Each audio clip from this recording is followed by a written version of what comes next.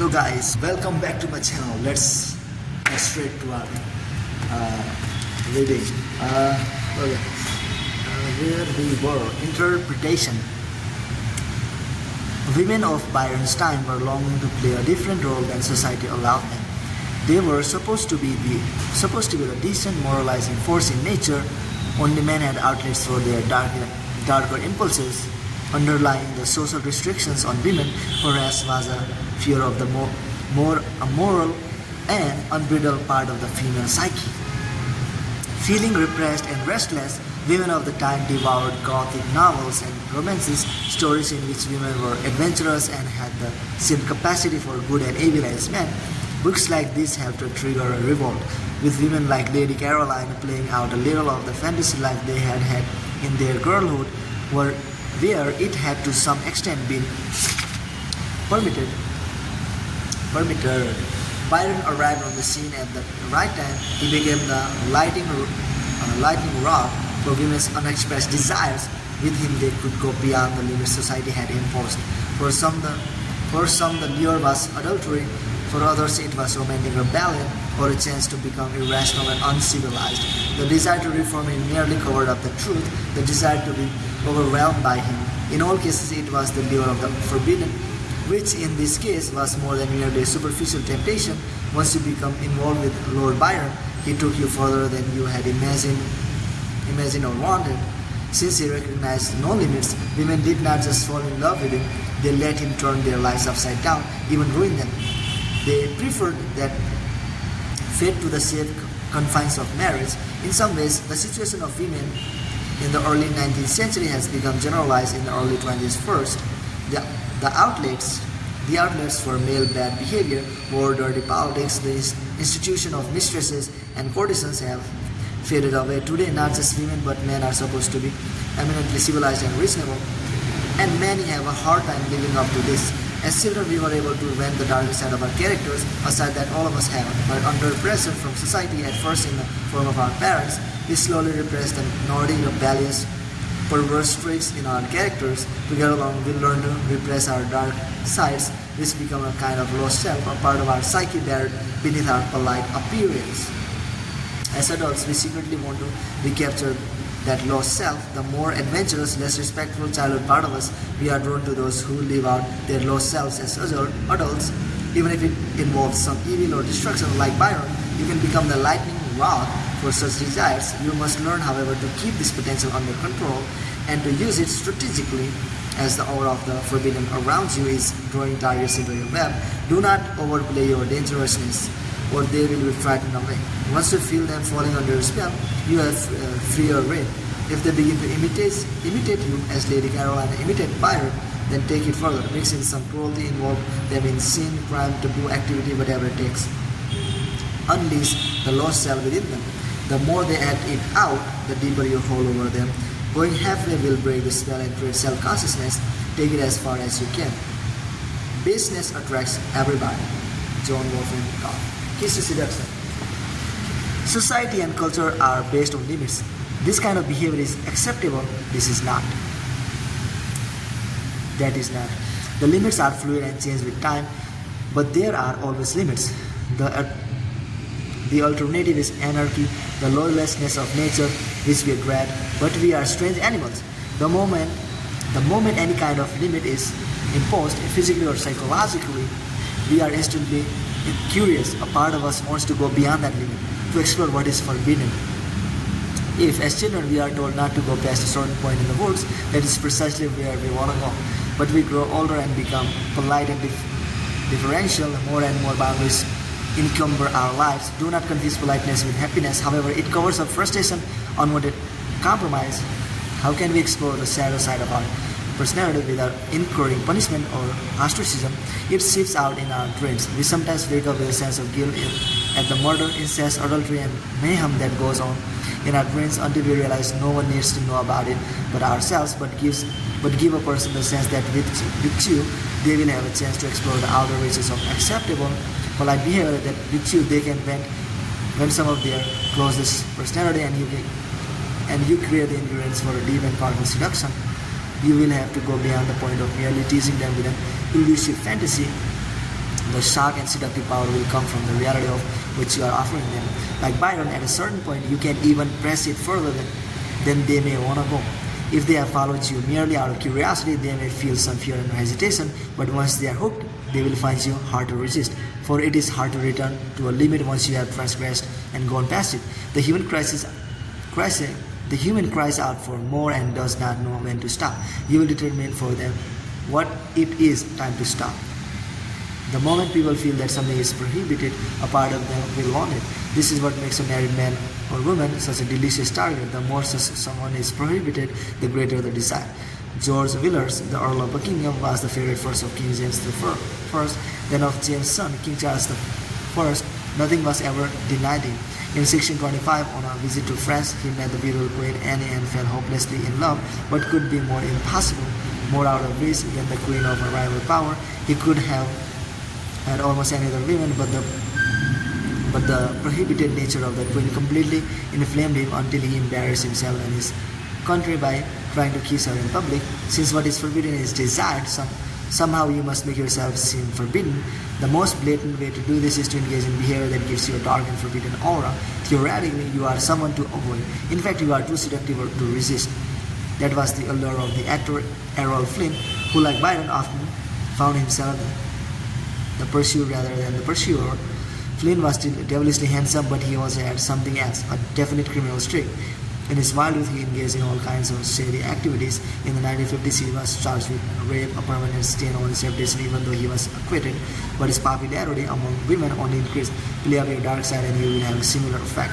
For your targets to be involved with you means going beyond their limits, doing something naughty and unacceptable to society, to their peers. For many, that is a reason to bite the bait.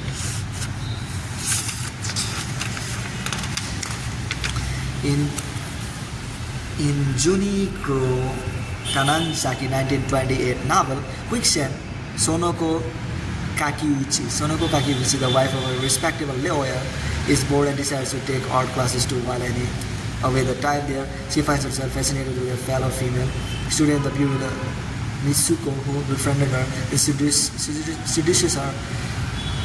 Kakikuchi is forced to sell endless lies to her husband about her involvement with Mitsuko and their frequent trials. Mitsuko slowly involves her in all kinds of nefarious activities, including a love triangle with a bizarre young man. Each time Kakiuchi is made to explore some forbidden pleasure, Mitsuki challenges her to go further and further. Kakiuchi hesitates, feels remorse. She knows she is in the clutches of a devilishly young seductress who has played on her boredom to lead her astray, but in the end she cannot help follow Mitsuki's lead. Each transgressive act makes her want more. Once your targets are drawn by the lure of the forbidden, dare them to match you in transgressive behavior. Any kind of challenge seductive, take it slowly, heightening the challenge only after they show any signs of yielding to it. Once they are under a spell, they may not even notice how far out on a limb you have taken them. The great 18th century Duc de Richelieu had a predilection for young girls, and he would often heighten the seduction by enveloping them in transgressive behavior to which the young are particularly susceptible. For instance, he would find a way into the young girl's house and lure her into her bed. The parents would be just down the hall, adding the proper spice. Sometimes he would act as if they were about to be discovered. The momentary fright and shaping the overall thrill. In all cases, he would try to turn the young girls against her parents, ridiculing their religious zeal or prudery or pious behavior. The Duke's strategy was to attack the values that his target held dearest, precisely the values that represent a limit in a young person. Family ties, religious ties, and the like are useful to the seducer. Young people barely need a reason to rebel against them. The strategy, though, can apply to a person of any age. For every deeply held value, there is a shadow side, a doubt, a desire to explore what those values forbid. In Renaissance Italy, a prostitute would dress as a lady and go to church. Nothing was more exciting to a man than to exchange glances with a woman whom he knew to be worse, as he was surrounded by his wife, family, peers, and church officials. Every religion of value systems creates a dark side, a shadow realm, so everything is prohibits. Tease your targets, get them to flirt with whatever transgresses their family values, which are often emotional yet superficial, since they are imposed from the outside. One of the most seductive men of the 20th century, Rudolph Valentino, was known as the sex menace. His appeal for women was twofold. He could be tender and attentive, but he also hinted of cruelty. At any moment, he could become dangerously bold, perhaps even a little violent. The studios played up this double image as much as possible. When it was reported that he had been abusive to his wife, for example, they exploited the story, a mix of the masculine and the feminine, the violent and the tender. You'll always seem transgressive and appealing. Love is supposed to be tender and delicate, but in fact it can release violent and destructive emotions, and the possible violence of love, the way it breaks down our normal reasonableness, is just what attracts us. Approach romance's violent side by mixing a cruel streak into a tender attentions, particularly in the latter stages of seduction, when the target is in his clutches. The courtesan Lola Montes was known to turn to violence using a whip now and then, and Lou Andres Salom could be excessively cruel to her men, playing courteous games, turning alternately icy and demanding. Her cruelty only kept her targets coming back from masochistic involvement can represent a great transgressive release. The more illicit your seduction feels, the more powerful its effect. Give your targets the feeling that they are committing a kind of crime, or deed who is guilty they share with you. Create public moments in which the two of you know something that those around you do not. It could phrases and looks like they only you recognize a secret. Byron's seductive appeal to lady friends is connected to the nearness of her husband. In his company, for example, she had a love letter of Byron's in her bosom. Johannes, the protagonist of the story, Cascas, the seducer's diary, sent a message to his targets, the young Cordelia, in the middle of a dinner party. They were both attending. She could not reveal to the other guests that it was from him. For then, she would have to do some explaining.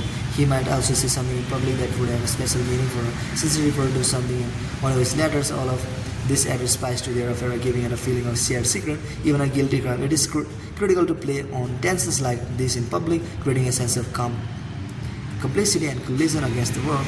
In that Tristan and Isolde essence, the famous lovers reach the heights of bliss and exhilaration exactly because of the taboos they break. Isolde is engaged to King Mark. She will soon be a married woman. Tristan is a loyal subject and warrior in the service of King Mark, who is his father. Says the whole affair has a feeling of stealing away the bride from the father, epitomizing the concept of love in the Western world. The legend has had immense influence over the ages, and a crucial part of it is the idea that without obstacles, without a feeling of transgression, love is weak and fearless. People may be straining to remove restriction on private behavior to make everything freer in the world today, but that only makes seduction more difficult and less exciting. Do what you can to introduce a feeling of transgression and crime, even if it is only psychological and illusory. There must be obstacles to overcome, social norms to flop, laws to break before the seduction can be consummated. It might seem that a permissive society imposes few limits, and limits find some. There will always be limits, sacred cows, behavioral standards, endless ammunition for storing up the transgressive and taboo. Symbol, the forest. The children are told not to go into the forest that lies just beyond safe confines of their home. There is no law there, only wilderness, wild animals and criminals. But the chance to explore the alluring darkness and the fact that it is prohibited are impossible to resist. And once inside, they want to go further and further. Reversal. The reversal of storing up taboos would be to stay within the limits of acceptable behavior. That would make for a very tepid seduction, which is not to say that only the evil or wild behavior is seductive. Goodness, kindness, and an aura of spirituality can be tremendously attractive, since they are rare qualities. But notice that the game is the same. A person who is kind and good or spiritual within the limits that society prescribes has a weak appeal. It is those who go to extreme, the Gandhis, the Krishnamurtis, who seduces us. They do not merely expound a spiritual lifestyle, they do away with all personal material, cover to live out their aesthetic ideals. They do go beyond the limits transgressing acceptable behavior, because society would find it hard to function if everyone went to such lengths. In seduction, there is absolutely no power in respecting boundaries and limits. Use spiritual lures. Everyone has doubts and insecurities about their body, their self-worth, their sexuality. If your seduction appeals exclusively to the physical, you will stir up these doubts and make your target self-conscious. Instead, lure them out of their insecurities by making them focus on something sublime and spiritual, a religious experience, a lofty work of art, the occult, play of your divine qualities, affect an air of discontent with worldly things, speak of the stars, destiny, the hidden threads that unite you and the object of the seduction. Lost in your spiritual means the target will feel like an uninhibited, deepen the effect of your seduction by making you sexual culmination seemed like the spiritual union of two souls. Object of worship. Liane de Pougy was the reigning courtesan of 1890s Paris, slender and androgynous. She was a novelty and the wealthiest man in Europe, fight to possess her. By late in this decade, however, she had grown tired of it all. But a sterile life. She wrote a friend, always the same routine. The boys, the races, flirting end to end inspired dinner. What varied the courtesan was the constant attention of her male admirers who sought to monopolize her physical charms. One spring day in 1899, Liane was riding in an open carriage through the Bois de Boulogne. As usual, men tipped their heads at her as she passed by, but one of these admirers caught her by surprise, a young woman with long blonde hair who gave her an intense worshipful stare. Liane smiled at the woman, who smiled and bowed in return. A few days later, Liane began to receive cards and flowers from a 23-year-old married woman named Natalie Barney, who identified herself as the blonde admirer in the Bois de Boulogne. As asked for a rendezvous, Liane invited Natalie to release, but to amuse herself, she decided to play a little joke. A friend would take her place, lounging on her bed in the dark boudoir, while Liane would hide behind a screen. Natalie arrived at the appointed hour. She wore a costume of a flirting page and carried a bouquet of flowers. Kneeling before the bed, she began to praise the courtesan, comparing her to the Fra Angelica painting. All too soon, she heard someone laugh, and standing up, she realized the joke that had been played on her. She blushed and made for the door. When Liane hurried out from behind the screen, Natalie chastised her. The courtesan had the face of an angel, but apparently the young American showed up the next day wearing the same outfit. She was really inspiratedly and relaxed in her presence and invited her to stay for the courtesan's morning ritual. The elaborate makeup, clothes, and jewelry she put on before heading out into the world. Watching reverently, Natalie reminded that she worshipped beauty and that Liane was the most beautiful woman she had ever seen. Playing the part of the page, she followed Liane to the carriage, opened the door for her with a bow, and accompanied her on her habitual ride through the Bois de Boulogne. Once inside the park, Natalie knelt on the floor outside of the friends and gentlemen who tipped their heads to Liane. She recited poems she had written in Liane's honor, and she told the courtesans she considered it a mission to rescue her from the seamy career into which she had fallen. That evening, Natalie took her to the theater to see Sarah Bernhardt play Hamlet. During the intermission, she told Liane that she identified with Hamlet, his hunger for the sublime, his hatred of tyranny, which for her was the tyranny of men over women. Over the next few days, Liane received a steady flow of flowers from Natalie and telegrams with little problems in her honor. Slowly, the worshipful words and looks became more physical. One morning, with Natalie in attendance, Liane prepared to take a bath. As she slipped out of her nightgown, Natalie suddenly flung herself at her friend's feet, kissing her ankles. The courtesan freed herself and hurried into the bath, only for Natalie to throw off her clothes and join her. Within a few days, all Paris knew that Liane de Pougy had a new lover, Natalie Barney. Liane made no effort to disguise her new affair, publishing a novel elusively dealing every aspect of Natalie's seduction. She had never had an affair with a woman before, and she described her involvement with Natalie as something like a mystical experience. Even at the end of her long life, she remembered the affairs as by far her most intense. Renée Vivian was a young Englishwoman who had come to Paris to write poetry and flee the marriage that her father was trying to arrange for her. Renée was obsessed with death. She also felt there was something wrong with her, experiencing moments of intense self-loathing. In 1900, Renée met Natalie at the theater. Something about the American kind's eyes melted Renée's normal reserve, and she began sending poems to Natalie, who responded with poems of her own. They soon became friends. Renée confessed that she had had an intense friendship with another woman, but that it remained platonic. The thought of physical involvement repulsed her. Natalie told her about the ancient Greek poet Sappho celebrated love between women as the only love that is innocent and pure. One night, Renée, inspired by their discussion, invited Natalie to her apartment, which she had transferred into a kind of chapel.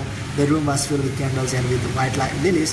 The flowers she associated with Natalie. That night, the two women became lovers. They soon moved in together, but when Renée realized that Natalie could not be faithful to her, her love turned into hatred. She broke off the relationship, moved out, and vowed to never see her again.